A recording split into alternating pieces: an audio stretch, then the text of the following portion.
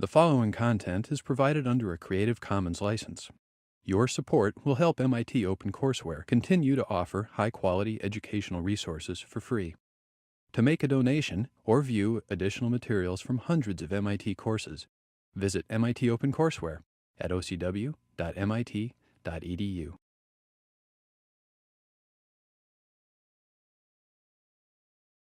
So this is, as I understand it, continuing the conversation you already started on education, and this is sort of the last of the, I think, education lectures, where so the sort of what I propose to do today is to just kind of try to tell a story, a single story that kind of fits some of the facts together.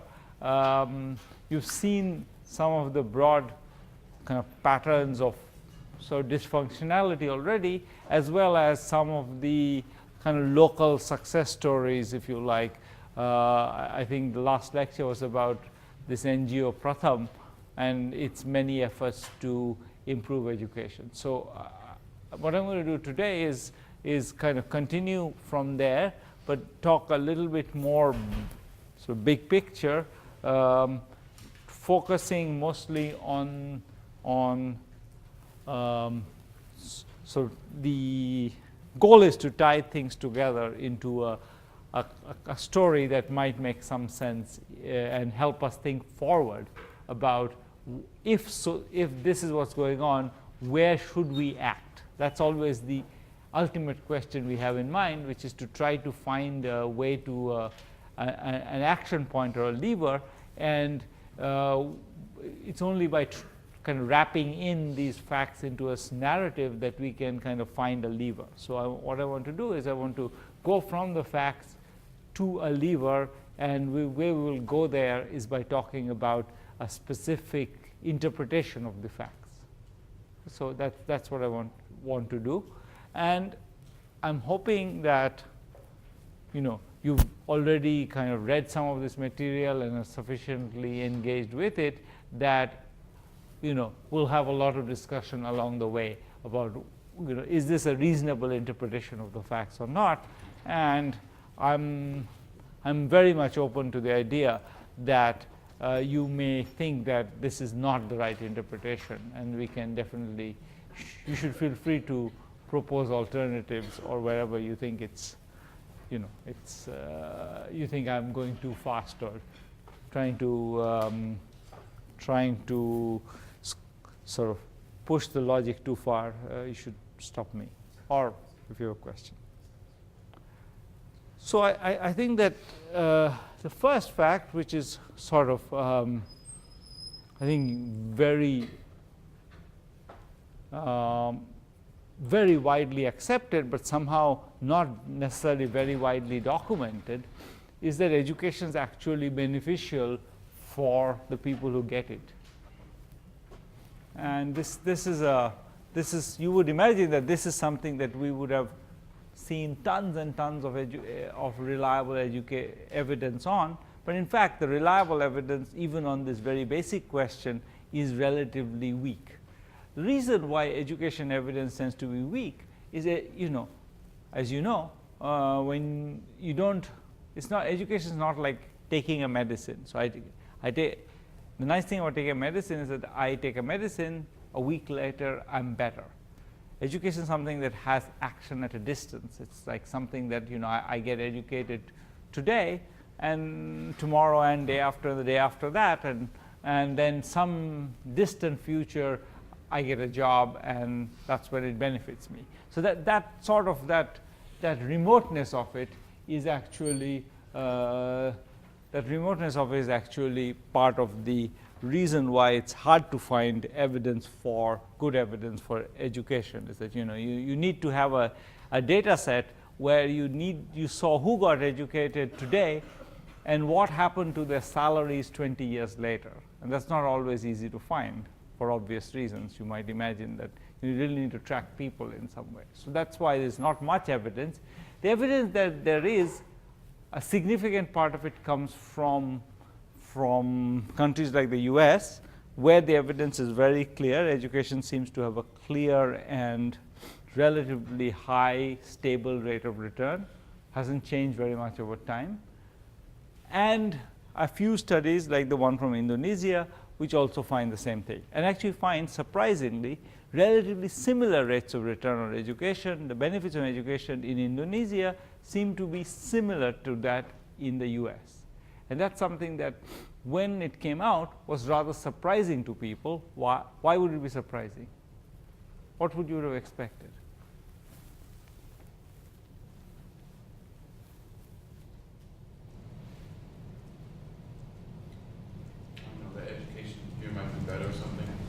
Right. So you could imagine that it would be education in the US has higher quality, so maybe it would be higher, the returns will be higher in the US. Anybody wants to suggest a reason for the opposite? Education in the US is more expensive. Yeah, though that's an excellent point, but primary education is what we're talking about right now, so that's not that expensive, right? It's mostly free. Everyone in the US is in education, whereas like in a country where education is not that comprehensive education. Absolutely.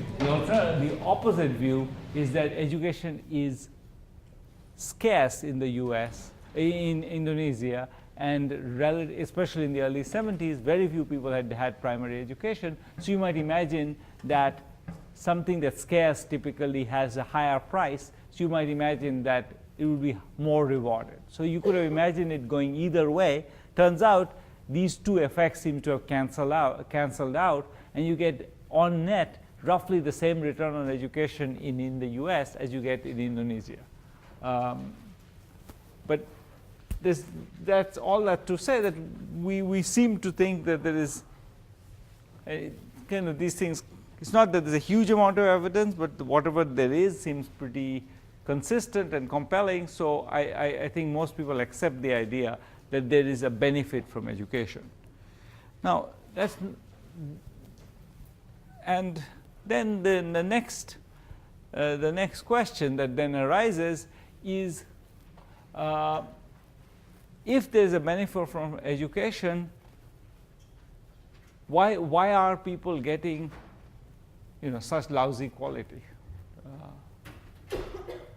If it is the case that why isn't it the case that the education systems kind of stand up and deliver, and you get what, if education is valuable, why isn't there a system that supplies it? Why is it that you have all these schools where kids are going and learning nothing? Yeah. Well, unlike other investments, one is it's not made by the primary beneficiary. I mean, parents fundamentally pay for the investment, or the government, as the case may be, and then parents pay of the lost wages that child could be earning. The other thing that, unlike other investments, is the returns, like we talked about earlier, are very long-term. So you're saying that one reason why education might be different is people don't, the connection between the cost you're paying and the returns you're getting is weak. So maybe the government, I don't really think about the returns. The government wants me to send my children to school, so I send them, but I don't really think about it, so I don't think about the returns. I don't make the investments in it. I don't really care about it. It's just something the government wants me to do, and therefore I don't get benefits. So that would be, I'm going to try to suggest evidence that that's not what's going on, but that's exactly right. That's one very plausible hypothesis, is that this is something that people really, they're not getting it, buying education like they buy machines. They're getting education from the government as a kind of a gift, and therefore they don't care about it. So that's one kind of explanation, but that's exactly right. I think that's one possibility. Let's keep going a bit and we'll come. Yeah, no, go ahead. No, go ahead. Well, one of the things that was written was that they have this mistaken impression that the first few years of schooling have very low returns. Okay. And that secondary education or university education is where you actually get a meaningful increase. So it gives the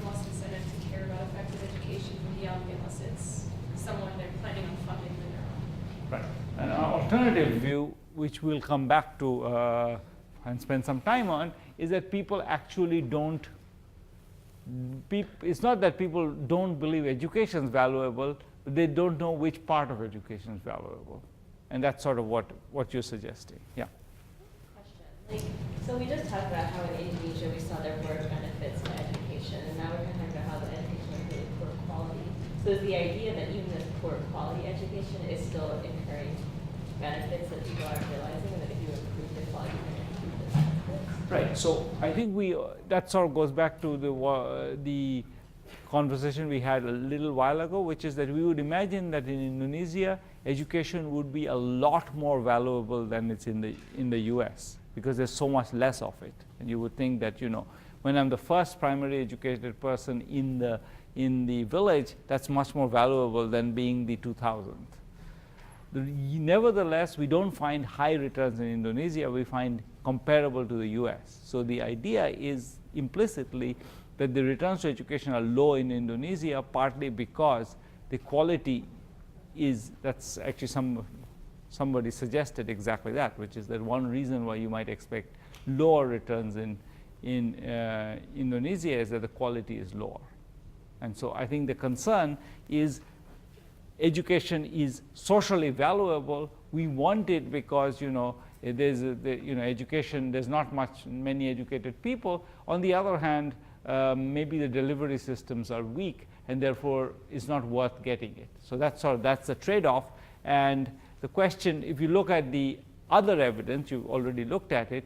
It seems like it's hard to imagine somebody who's in 5th grade and can't really read having got much benefit from education. So our presumption is that at least a significant proportion of the people who are getting to 5th grade without being able to read are not getting anything out of the education. They're just going through the motions. So why is it that there are so many people who are going through the motions rather than saying, look, why am I wasting my time with this education thing unless it's worth something to me? That's sort of the question. And a corollary to that question comes from the fact that in fact the Pratham experience suggests it's not even that hard to improve quality. It may well be that you could imagine that it's just impossible to improve quality because kids are very difficult to teach. But in fact, kids are not difficult to teach. The whole Pratham experience is that whenever you have an intervention which sort of provides them with some little bit of extra help and some focused help on what they need, the kids improve fast. So that makes it even more puzzling because at some level it's easy to improve them. The kids' education, if you got a high quality education, that has value. So what's going on? Where's the pipeline broken? That's yeah. On all levels of students, it's focused more on those levels. So it's not catering to basically the needs, the basic needs that each student. Yeah, no, I think that is part. We're going to come and try to, in a sense, develop that hypothesis and look at how that can help us explain a whole bunch of different things. So. That's exactly the kind of hypothesis that we'll come to, and it's good that we already start hinting at it. But I just want to first frame the question quite sharply. It seems like education is something that prima facie is valuable, and it's not hard to deliver. Those two things are what you've seen. You've seen that it seems valuable. It seems very low quality. So many people aren't getting anything out of it, and it's easy to make sure that they get something out of it. Those three facts, how are they sitting together? That's the question. You would think that one of these facts has to give. That's the puzzle. Why is it that this thing that's easy to improve is not being improved, even though improvements will generate large gains? Yeah. Oh, maybe it's easy to improve on a small scale, but not so much on a large and consistent scale. That's another possibility. Now, part of the reason we emphasized some of the Pratham experience was that large is a relative word, but Pratham operates on a fairly a state in India, the state is of the, is often larger than in any 5 countries you won't randomly name in the world. So it's not small in any obvious scale of small. That's why we were emphasizing it. So if you take 5 countries at random, some of the states where they work would be smaller than that's the states, and just because India has so many people. Okay, so this is sort of the story that several of you have already hinted at, which is that a story that parents have the wrong view of which part of education is valuable. So starting point of that is we call it an illusory S-shape. So you know the idea of an S-shape, right? The idea of an S-shape is that when you get a little bit of education, that has very little value. And then as I get more and more education, the value of the education I'm getting goes up for a while, and then at some point, presumably, it flattens off. Once you got your PhD, presumably it doesn't, the second PhD isn't worth that much, at least in income terms. So at some point, it's going to flatten off. So the returns go kind of like that, then like that, and then like that. That's an S. Is that clear why it's an S? Okay. So that idea. So parents seem, one of the hypotheses that I think we've been most persuaded by, is that parents seem to believe that there is a real jackpot if you get to the end of the education tunnel. So they think of education as being this tunnel. Once you get into the tunnel, there's nothing good happening for a long time. When you come out of the tunnel, those who manage to come out of the tunnel, which means you get through the whole school system, you graduate from high school, then you get a government job automatically. That's how they describe it. 70% of them think that if my child could only get through high school, he would actually get a government job. In fact, the probability that he would actually get a government job is less than half of that. So they seem to, at the top end, they seem to overvalue education. They think that if my child could only get through this whole tunnel, there's a job waiting for him. But in fact, that's not true. There are not enough government jobs around, so you don't get these good jobs. On the other end, and this is the fact that's much harder to appreciate. You could find out what the probability of getting a government job is relatively easily. What's really hard to find out is what are the benefits, and especially if you're an illiterate parent, what are the benefits of getting 3 years of education? So, and if you think about it in the US actually, nobody gets 3 years of education. Therefore, we can't even tell what the benefits are.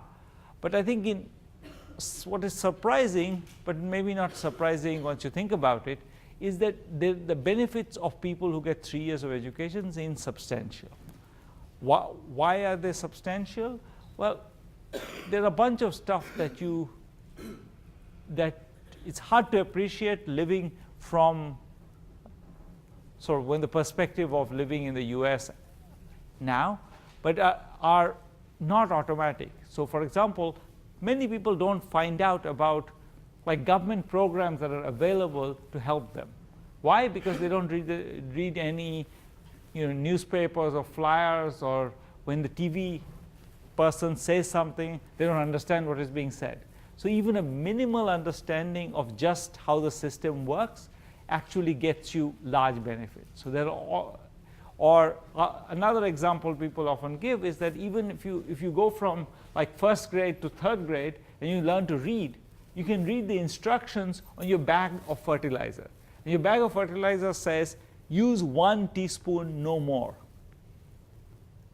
You have to use 1 teaspoon, no more, and put 1 cup of water with it.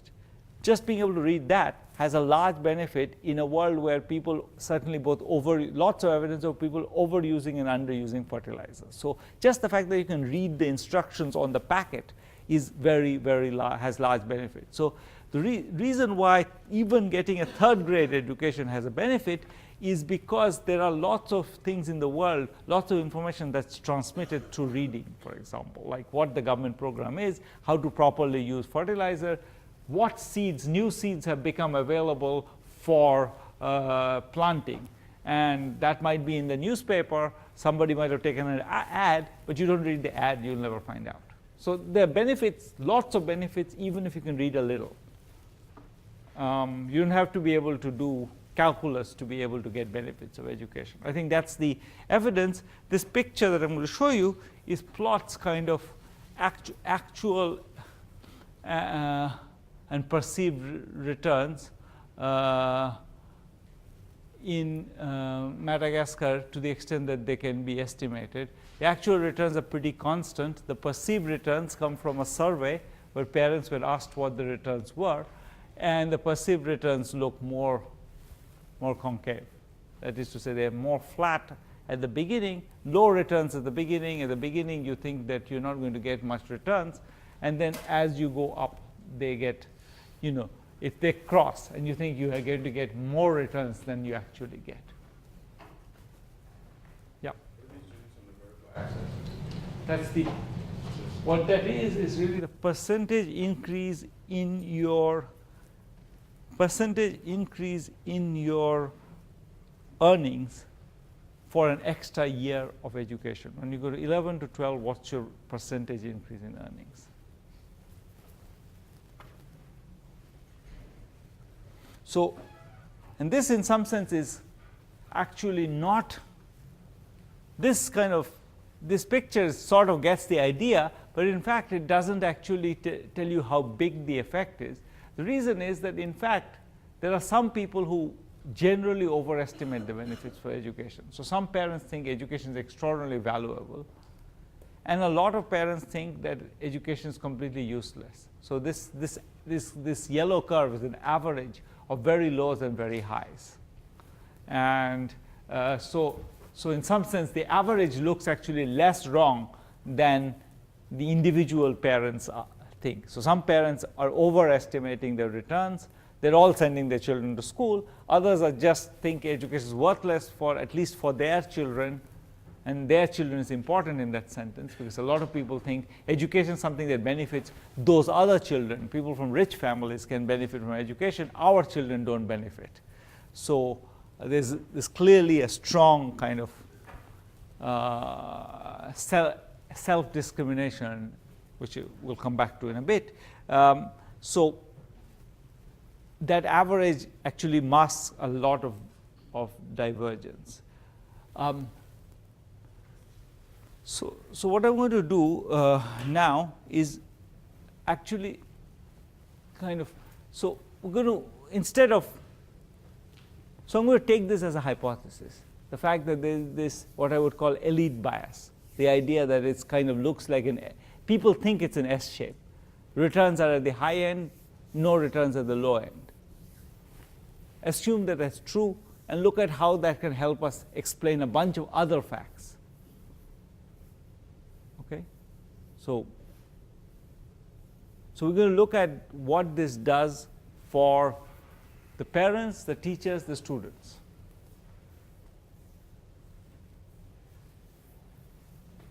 You see where we're going? We're going to make a hypothesis. We've made the hypothesis. Now we're going to look at what that hypothesis does. In particular, you know a bunch of facts, and we'll try to fit together a bunch of those facts. Then at the end, I'll tell you some other facts that you probably don't know, which also kind of fit this hypothesis. So it's sort of a way to give it a bit more power, if you like. Try it out on things that you. So this is the.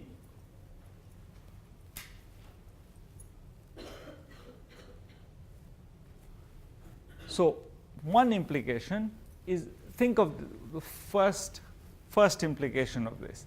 Imagine that I believe that you get benefits only if you get through high school, and you have 3 children, and you can't really afford to put all 3 of them through high school.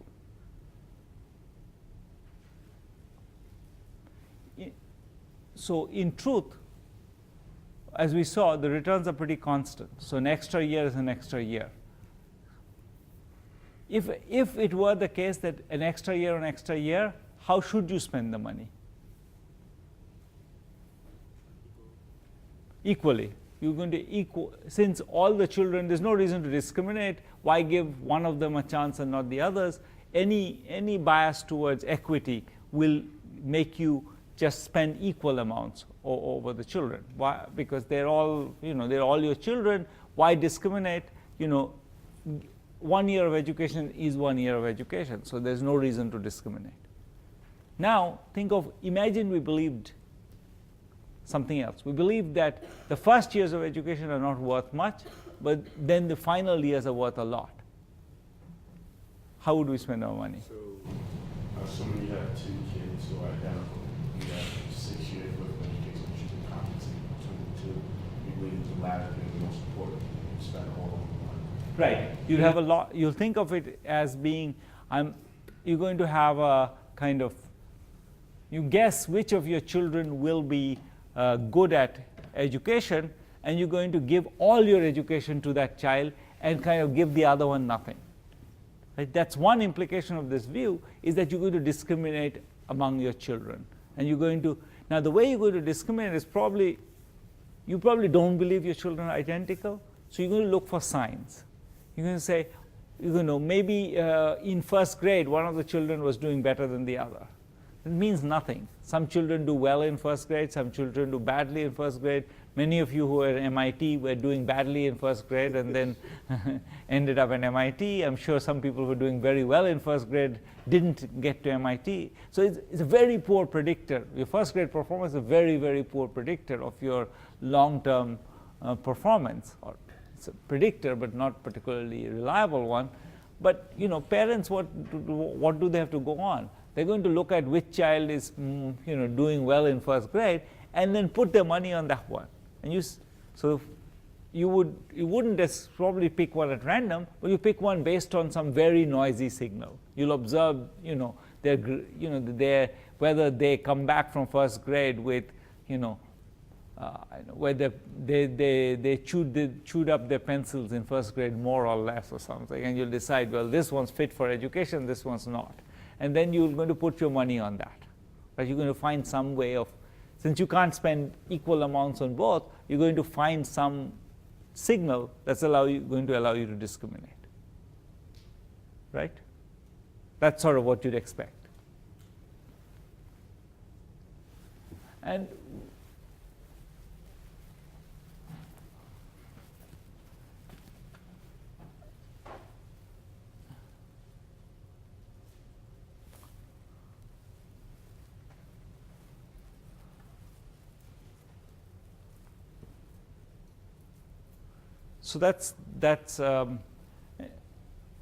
so so actually let me go back one slide and just talk about discrimination a little bit more before we get to this.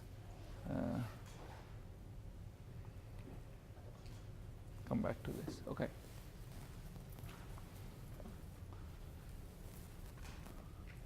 So this is something that if you do field work in developing countries, this is something that jumps out at you, and something that you spend.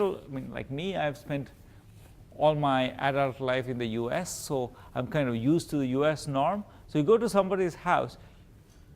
What's the chance you'll hear parent with 2 children, one sitting here, the other standing there, and he looks at the child who's sitting there and says, "Oh, that one, he's an idiot. He's not capable of studying." Literally. I don't mean metaphorically. I mean literally. That was an idiot. Now, this one, she's really bright. And you hear that all the time. It's something you'll never hear in the U.S. You'll never hear parents actually pointing to one of their children and saying, this one's an idiot. Now, that comes very much out of this theory that, in a sense, there are these, I have to pick the winner. So the pressure on the parents is to pick the winner, because if you don't pick the winner, you wasted your money. So they're trying to pick the winner, and in a sense, they're in fact trying to persuade not just the themselves, but also the siblings to go along with it. And you see that very much. I've also seen, which is even more touching, is one child saying, oh, you ask him which school you go to. He says, oh, I go to this school, but I don't really go anymore. And I say, why? And he says, well, I'm stupid, I can't do it. But my brother over there, he's really smart. He's going to the private school and he's doing very well. And so everybody in the system internalizes. You see that very clear image of everybody having internalized. And that's useful for the family because the family doesn't want to sustain, a feeling of inequality. So if all children believe that there's only one child who's smart among them, then it's good for the family. The harmony in the family remains because all the other children are willing to not be educated because they think they are not fit to be educated. So everybody buys into this idea that this one child is bright. And you see that all the time, just, prima facie you see it all the time. It's not just that we'll also talk about evidence, but I also wanted to say that that's the shape of it. It's often you hear this, people pointing to this child and saying, oh, that one is an idiot. And that's sort of very striking. If you come to the US, you never hear a parent say that. And I don't think it comes out of the fact that these are worse parents. They love their children, they'll do lots for their children, but they really believe that there is this they need to be very good at picking who's the winner, because they need to justify that to themselves, they need to justify them to their other children, the fact that they picked the right winner. That's very important to them, and you see that very much. So 2 studies. One is in Burkina Faso, they found that if conditional on my cognitive score in a kind of in a simple test score, if my brother is doing well, I'm less likely to be in school. That was so if my brother's doing well or my sister's doing well, that hurts my chances of getting investment. So that's exactly what we're talking about, picking winners. Second, in Colombia, when they were given a conditional cash transfer. Conditional cash transfer is like some money which you get if your child attends school. And the way they had implemented is that some children were eligible for it. So basically, when some children were eligible for it, parents decided, well, we'll invest in this child. That picked the child to invest in. That meant you stopped investing in the other one.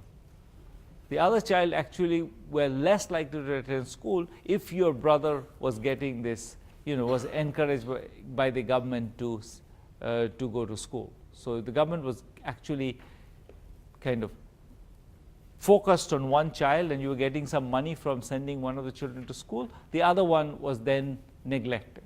And so you see exactly this pattern of parents trying. Yeah. How did they choose the children to cash transfer? In this particular case, I think it was based on some age rule. I think it was only certain grades were eligible, if I remember right. So it was like 7th graders can get it, but 6th graders can't, or something. I think that was the rule. It's an age rule or something, or age, or I think maybe a class. So like they chose a class at a particular level, and then they continue that class throughout. Right. I think that's right. How it works. So yeah. I have a question. Does this? I have 2 questions. Does this pattern stay the same if school is free? Is it still one child that goes to school? And also, if it's a conditional cash transfer, wouldn't that increase the income of the family, so they would have more resources to spread? Yeah. So both are excellent questions. I think yes, it's still true when it's free, because one of the ways you discriminate is by sending your bright child to private school.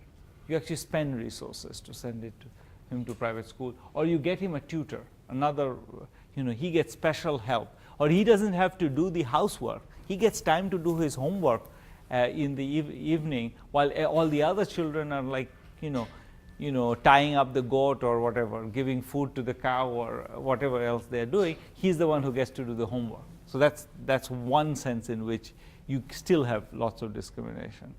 And to answer your other question,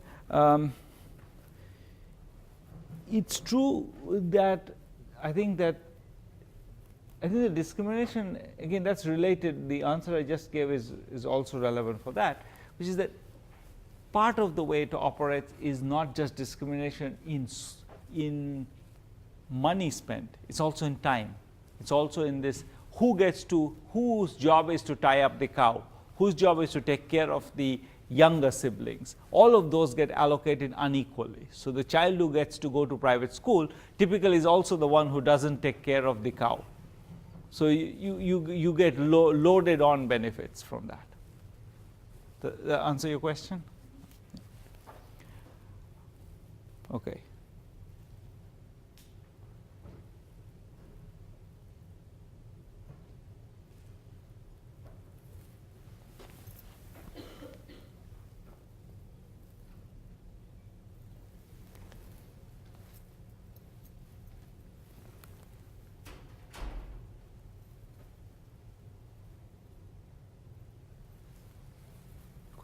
So another implication of this is that you would well,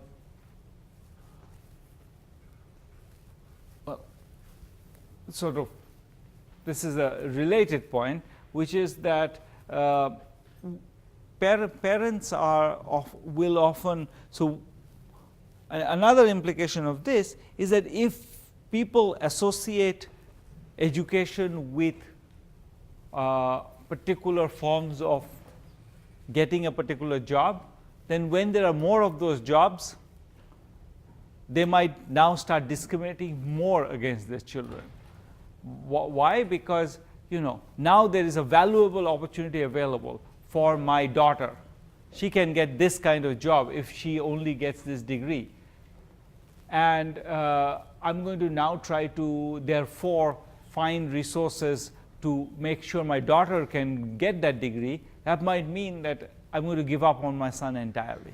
So discrimination, so you might actually, another consequence, related consequence of this is that when a particular job appears which has high returns, you would get which you perceive generates higher returns for education, you would target money towards getting that job, and that would increase this tendency towards discrimination. So there's an experiment in India where it's a very nice experiment. What this guy did is there are all these call centers in India. You must have dealt with one if you've ever had a call United Airlines, for example. It's kind of, especially one of the things I love about this is once they hear my name, their accent quickly changes. They stop trying to fake an American accent. So they figure that I don't care so much. But so these call centers are in this part of North India where there is actually huge discrimination against girls otherwise. But what he did in this experiment is went to these villages near the call center and said, well, there's a call center right there, and if your daughter graduates high school, she can get a job there.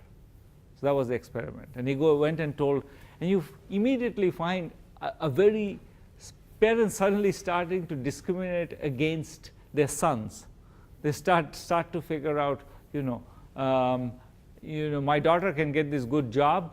Now I should just put all the money in her education, and what happens to my son, it doesn't matter anymore. So you get this pattern of, if once parents decide that there is a jackpot to be had, it's very easy to get into these patterns of massive discrimination within the family.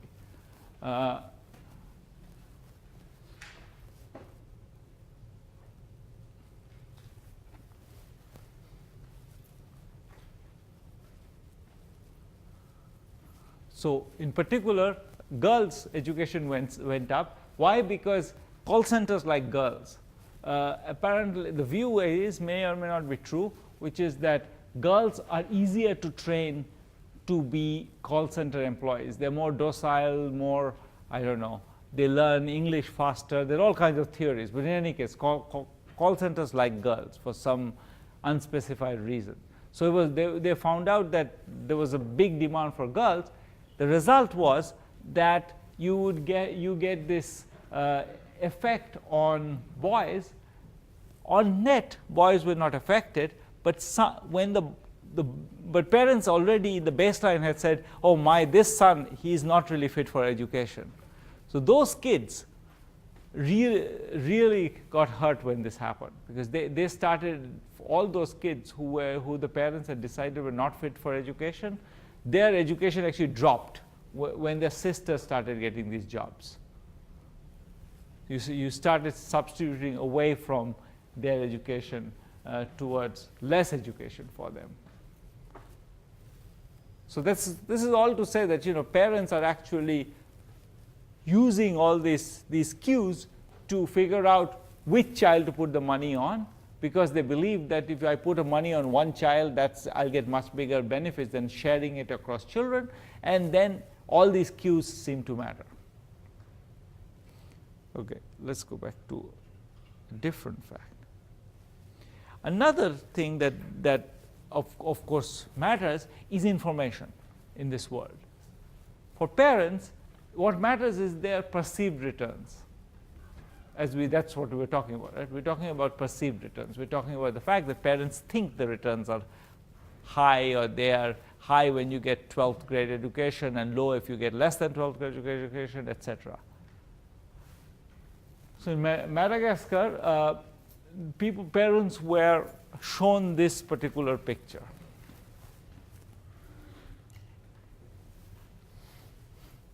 This picture is kind of a way to capture the returns to education. So without any degree, you get 3 kgs of grain. If you get like a few more years, you get 4.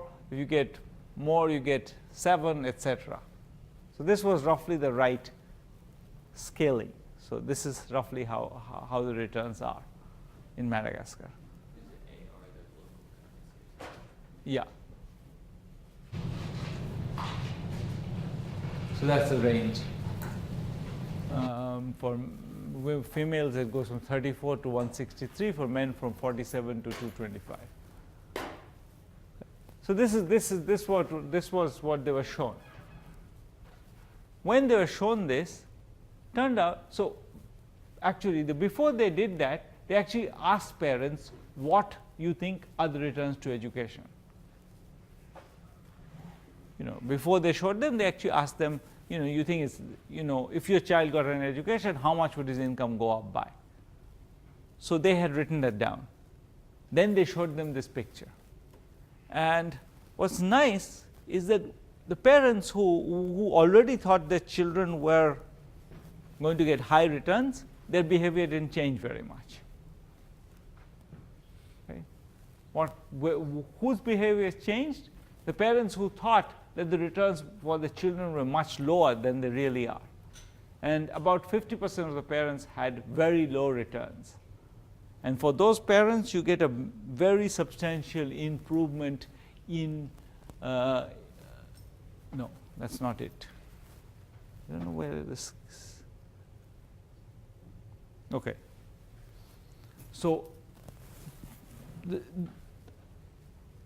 it was a very substantial improvement in the children's school attendance, to the point where of every intervention we have studied, the cheapest way to improve school attendance that we found ever is this one. This really is an extraordinarily cheap intervention. It doesn't cost much money to tell people the returns on education are higher than you think. If you can do it in a credible way, that improves education very cheaply, and it has a substantial effect. This turns out to be the cheapest single thing that Poverty Actions Lab research has found for improving education. Now, obviously, it doesn't do everything. You can't go very far with this because, it's not going to, there's still like all kinds of other things. If the education system is broken, then people are not going to learn anything in the school, etc. But to get them into school, this is a very, very cheap way to do it. So there's lots of parents who are clearly discriminating against their children, not sending them to school because they think their children are not going to get anything out of it. Why do they think that? Well, they think that their children are never going to make it to the, to the 12th grade or whatever it takes to get real money from education. So they've sort of already assumed that my child, he's never going to make it to 12th grade. Since he's never going to make it to 12th grade, what's the point? And therefore, they don't send children to school. If you persuade them that even if you went from 3rd grade to 5th grade, you get extra returns, then they start sending children to school. So the returns to primary education for many, many parents are massively underestimated. Yeah. I have a question.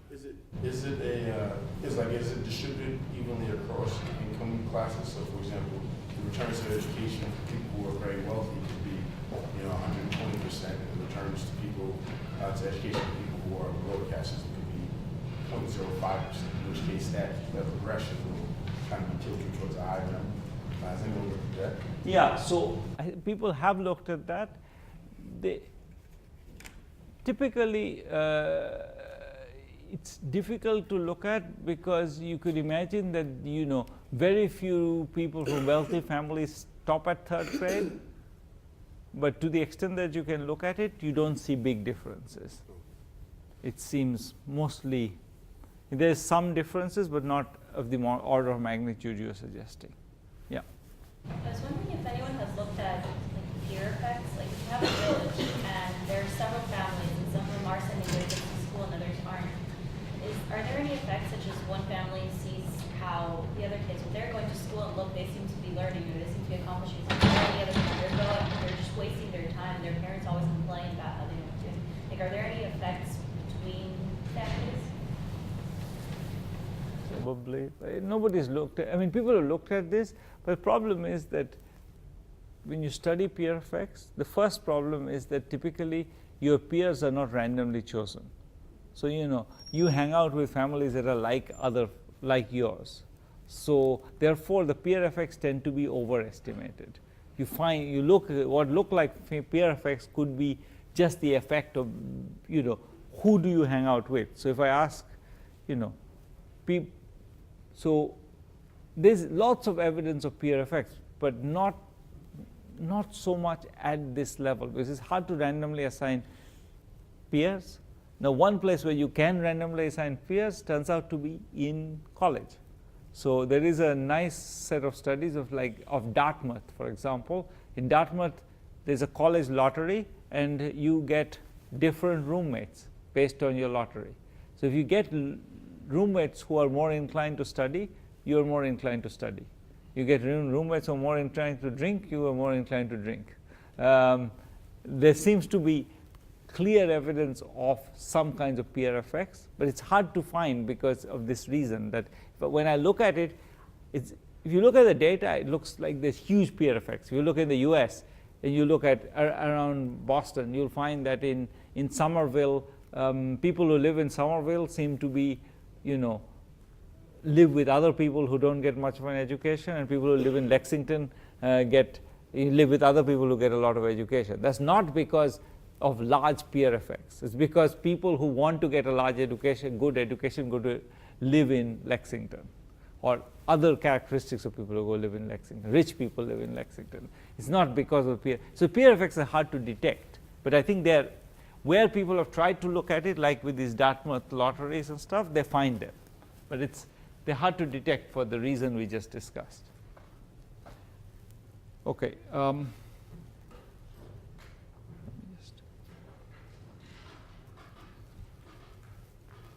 So now what I want to do is switch to the teachers. So we talked about the effect of this on the parents. The parents do two things. One is that they don't invest in most of their children. I'll come back to the parents actually later. And the second is that they discriminate.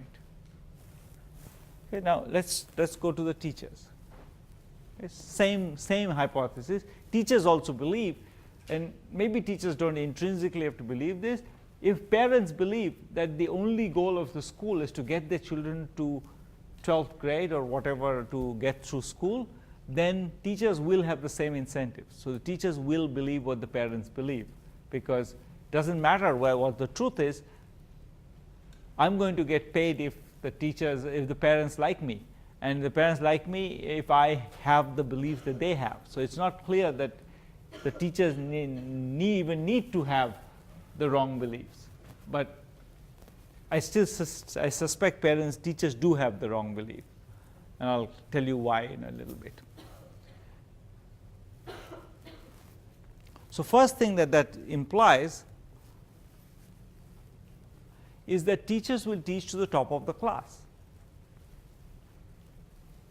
right? If you believe that the goal of this whole thing is to get children to complete 12th grade, and in addition you believe that and you live in a country where most people don't complete 12th grade, then you're going to say, well, most people are not capable of completing 12th grade, because in fact that's what you see. Only 20% complete 12th grade. In Madagascar, maybe 10% complete 12th grade. And you see that, you say that most people are not going to complete 12th grade, so therefore doesn't make any sense to try to get the bottom of the class to. If I believe A, that completing 12th grade is the only thing that I care about, and B, that only a small fraction of these kids are capable of reaching 12th grade. I think both of which are probably false, but imagine I believe those two things. How shall I teach? Well, I'll teach to the top of the class, because those are the only people who are going to make it. So I might as well concentrate my resources on that and forget about the rest. The rest are here as passengers. They're going to come, they're going to listen, they won't get anything, they'll leave. I don't really care, because that's not the goal. And in particular, there's a nice instance of this. I'll talk about an experiment in a little bit, where the class was, and the school got an extra teacher, let's say for 8th grade or 4th grade. And in 4th grade, this class was split up, and half the class was given to the extra teacher, and half the class was given to the original teacher. In some of the schools, it was done so that the better children went to or the better performing children went to one teacher, and the worst performing children got to the other teacher. When this was done by lottery, so there was a lottery, and one teacher got one and the other got the other. The teacher who got the bottom half of the class was really upset, because they really believed this is pointless. They thought that this was just, why am I teaching the bottom half of the class? There's no point in teaching them, because they too believe that the bottom half of the class can't learn. Because their whole goal is not to get from 4th grade to 5th grade, but to get them from 4th grade to 12th grade. So the goal of teaching, it's pointless to teach people at the bottom of the class, because people at the bottom of the class can't learn. So once you believe that the people at the bottom of the class can't learn, then you focus your effort at the top of the class. Now that, as you can imagine, what is the consequence of that on the students?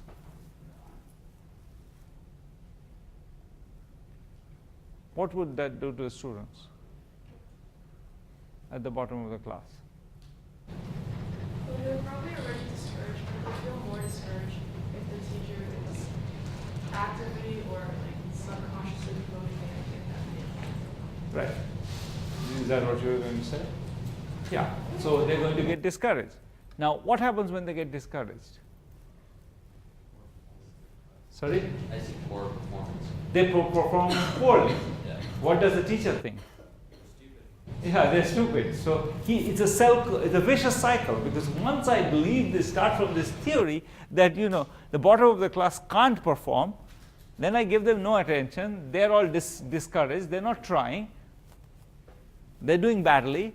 I think they're stupid. then I feel like, I was right in focusing on the top of the class. So you get into this vicious cycle of false beliefs.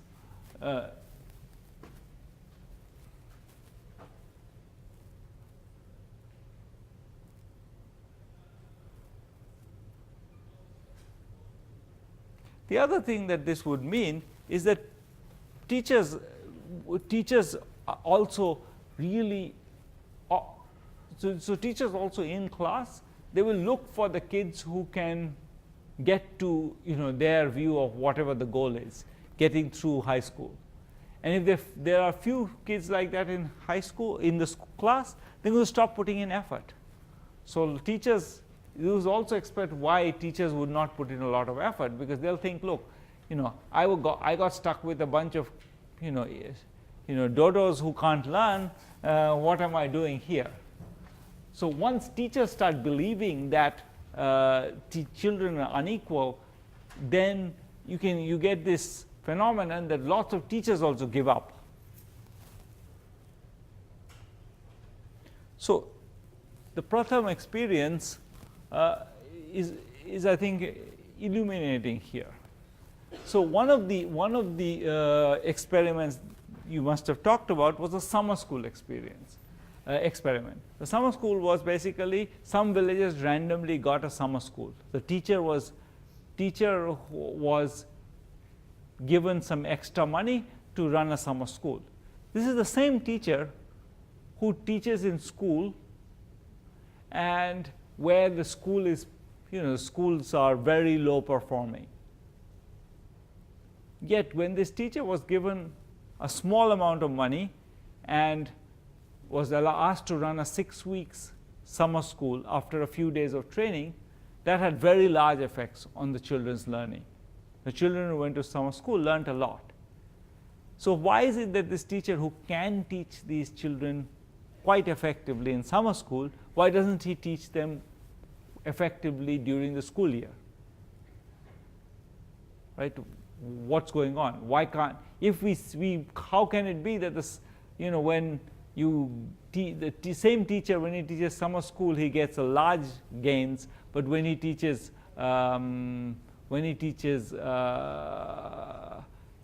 regular school, he does so badly? And one explanation is that in summer school, his job is to attend to the worst performing children. In the regular school, his perception is that his job is to attend to the top of the class. So in the regular year, he's not teaching these children, he's teaching the top of the class. When he's actually told, teach these children, he actually can do it just fine.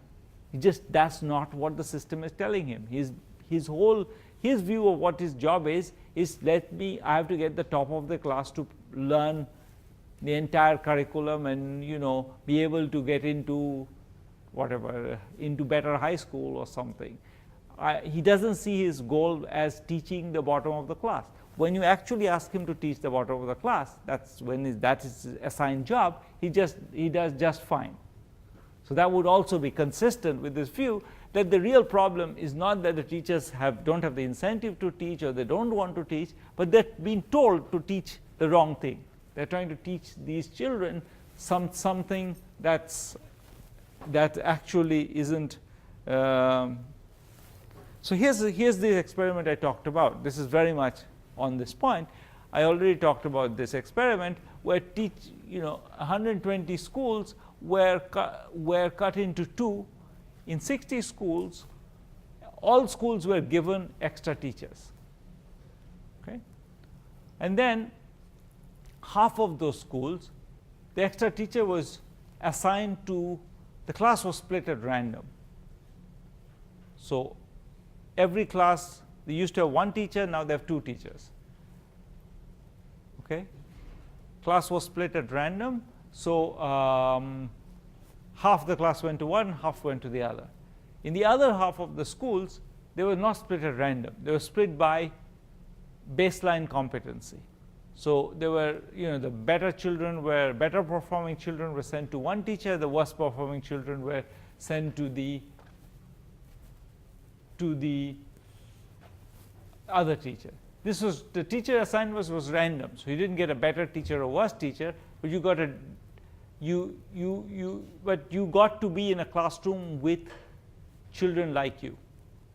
What would our theory say about what's going to happen in such a, if you're aiming at the top, what would happen in this setting? Yeah.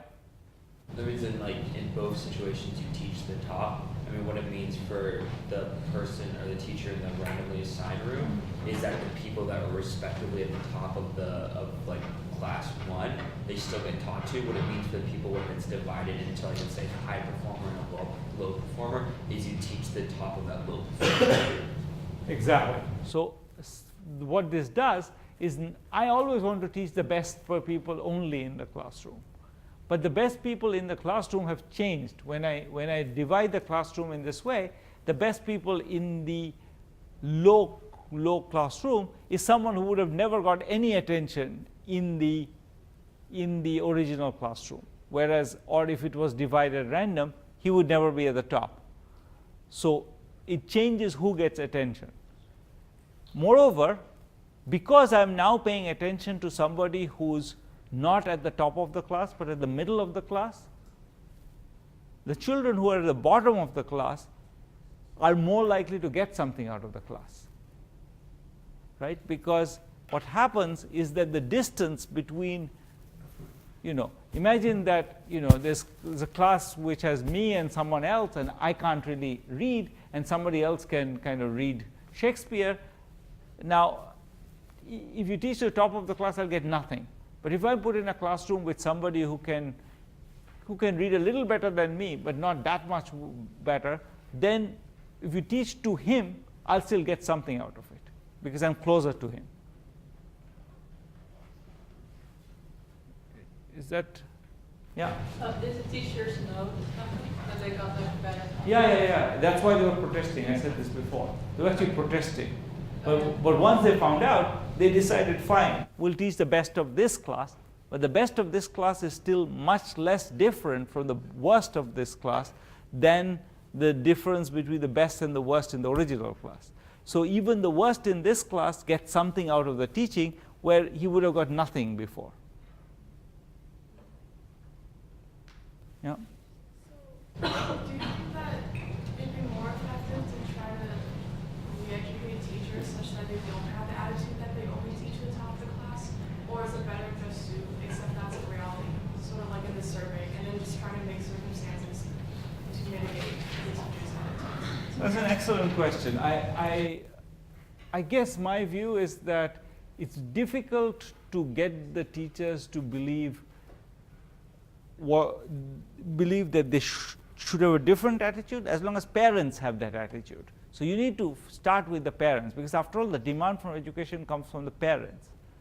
So the parents are the ones who are demanding this education. So in other words, to go back to where we started, in this view, what's wrong with the school system is that the parents think that there's no point in educating their children unless the children are good enough to kind of graduate high school. Therefore, they want the entire education system to focus on the few people in the classroom who are high performing and ignore the rest. If that's what the parents want, the teachers will deliver that. And it's going to get hard to get them to do anything else. You'll first have to start by persuading parents that even if their child is not going to get to high school, he still should be educated. I think that's sort of the, I think this.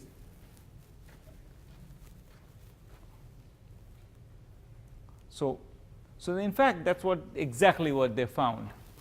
They found that when you do this, when you when you divide this class up, everybody benefits. The top children benefit because they're now being taught. The teacher is focusing on them. The top children of the bottom class benefit because the teacher is benefiting from them. The bottom children of the top class benefit because they are now closer to the top of their own classroom. And the bottom children in the bottom class benefit because they are closer to the top of their classroom. So everybody is better off in this outcome, because as long as you can't force the teachers to teach to the teach the bottom, then what you can do, the next best thing is to bring the bottom closer to the top. And this is what this does. If teachers are going to teach to the top, then you should try to have classrooms where the bottom is close to the top. And that's what you see. The evidence is very clear. Everyone benefits from this, creating these tracks.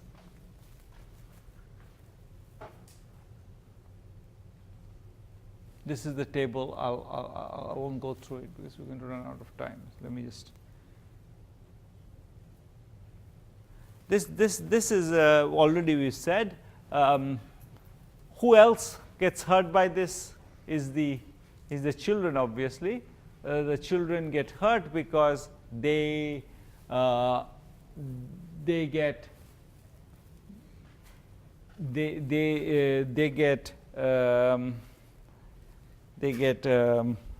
discouraged. Most children get discouraged because they think education is not for them.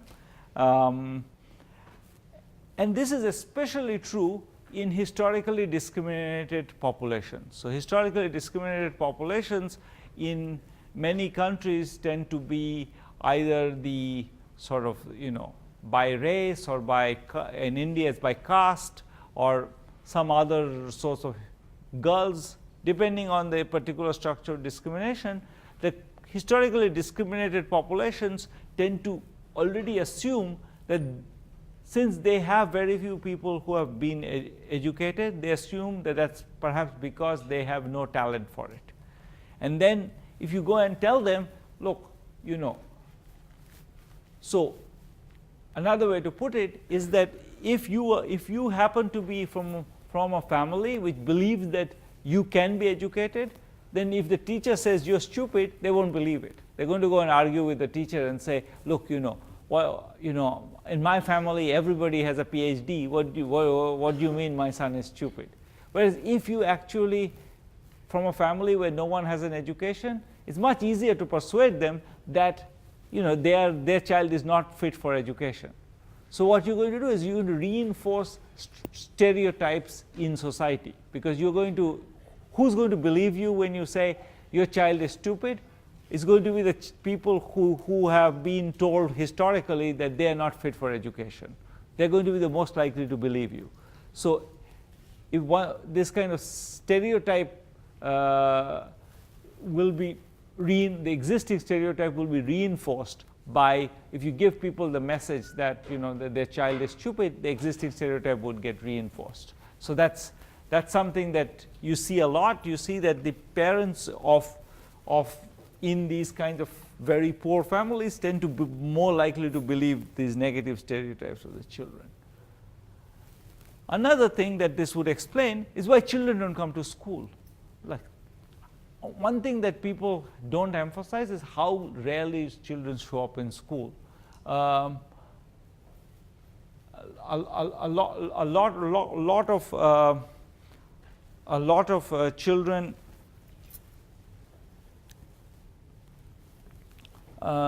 lot of children basically completely don't believe that school is for them, and they may be enrolled in school. So on a given day, up to 50% of the children don't show up in a class. Now that's also true at MIT, as it turns out, but probably not for the same reasons. But it's many of these children basically hate being in school, and they hate being in school for the right reason, which is that they're constantly being told that this is not for you. One interesting additional fact that was this goes back to the stereotype. This is a nice experiment. So children were asked to solve mazes. Do you know what mazes are? Like, these things where you have to draw a line and there's a point of entry and a point of exit, and you have to find your way out of it. So they were given these mazes and asked to solve them. I've done this actually. It's fun to do. You can take a bunch of sheets and get people in the village to give them kids and get them to solve them. And it's a very good test of cognitive abilities, turns out. So that's what people usually do. Now somebody had a good idea of trying the following. They went to a village in India and they got together a group of historically low caste people, people who were discriminated against, and combined them with people from high caste and put them in the same group. And in one experiment, they just asked them, play the maze, do the maze. And they found no difference between high caste and low caste. They got exactly the same scores. Not everybody didn't get the same score, obviously, but on average, there was no difference. Second experiment, before they play the game, everybody was asked their caste. So caste was made salient. And immediately you see a big difference. You see that the people who are historically discriminated self-discriminate. They start playing badly. They believe that they can't compete with the other guys. And they do much worse. So once you make caste salient, so it's exactly this fact that once you prime my belief that I already am unsure whether I can do these things, you prime my belief that I am from a particular caste, I'm playing against these guys from a superior caste, I'm just going to think I'm going to lose. And it's very simple. You just have to get them to remember what their caste is. And there's another experiment which is also interesting. I'll just say that and then move on. In another experiment, teachers were asked to grade the same paper. And in some they were told that the paper was from a high caste person, and some they were told that the same paper was from a low caste person. Same paper, exact same paper, photocopy of the same thing with the same answers, but you asked to grade it. And in one case I say this is from caste A, the other case I say it's from caste B. That was the experiment. Then the teachers themselves, some of them were high caste and some of them were low caste. Who do you think discriminated? What was the pattern of discrimination? What would you guess? I'm guessing it's high class discriminated against the low caste. Turns out the opposite. The low caste discriminated against the low caste. Low caste were scoring their own caste people lower because they also believe that their people from their caste cannot do it. So everybody, so you have this underlying stereotype, and now you prime that by saying, this kid is stupid. What are they going to do? They're going to give up very quickly because they already believe that they are not really capable of doing it. Yeah. In the maze experiment, did the results for the high caste students change any after they said their names? I think they went up, if I remember right. They went up, and the others went down. Yeah. In the grading paper example, did the high caste graders discriminate also against the low caste? No. Interesting. No discrimination by the high caste. Only the low caste grade. Grade the high caste papers any higher? No. Oh, wait. There was 0-day effect of the high caste. Only the low caste teachers discriminated against the low caste students.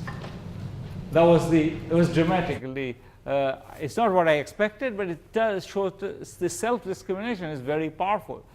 The reason I emphasize that is that that's the problem here, right? Once I have a classroom full of kids who are being told they're stupid, the ones who are from a high caste are going to say, look, I know my grandfather was a religious teacher, and my father's a religious teacher. I know I'm fit for education. I'm going to continue. It's the people who have weak self-belief who are going to be hurt by a system which basically discriminates against them.